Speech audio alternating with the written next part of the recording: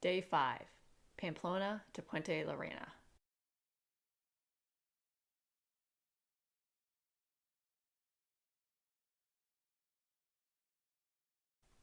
The alarm went off at 6 a.m. so we could be out the door by 7.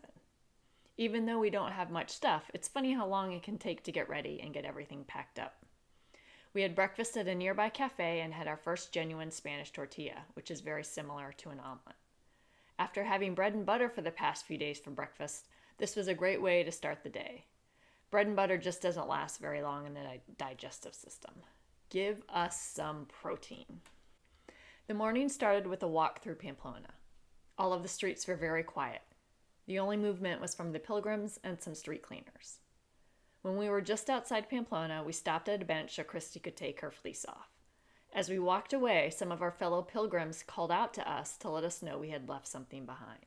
As it turns out, it wasn't ours, but it was a bag with glasses, a cell phone, a pilgrim passport, and some other things. Clearly, someone would be looking for it very soon.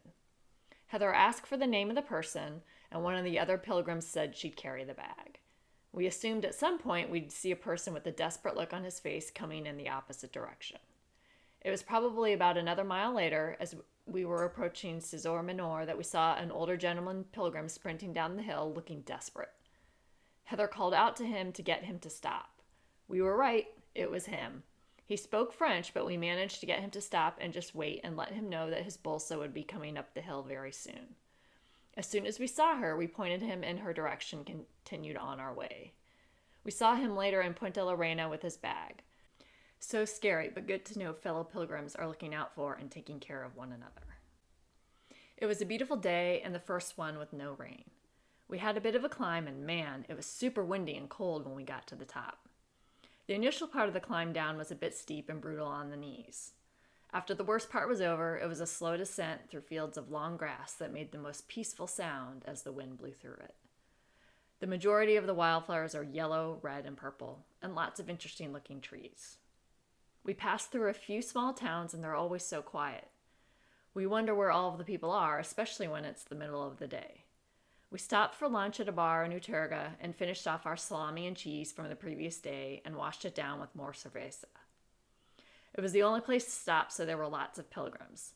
Places like that are always fun because you get a chance to see the pilgrims you haven't seen in a while. We caught up with the Oregon ladies and saw Vicky, Ned, and Lonnie, who we hadn't seen since day 2. We also made some new friends, Jessie from Germany and Sonia from Chicago. We're sure we'll run into them again in the next few days.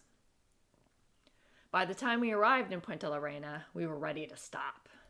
We spent the afternoon showering and doing some laundry, and now we're sitting in the bar on our second glass of wine while we wait for a buffet dinner at 7:30. It doesn't get much better than this. The lessons we learned today. Pilgrims are good people. We think this is an accurate representation of humankind despite the bad things that happen in this world. Lesson number 2. Buffet dinners are very welcomed after 4 days of walking. And lesson number 3. Spaniards do not like paper towels. We're tired of drying our hands on our pants. They're also stingy with napkins, which is a problem when you're a messy eater like Christy. It is more environmentally friendly, so we can't complain too much. Buen camino.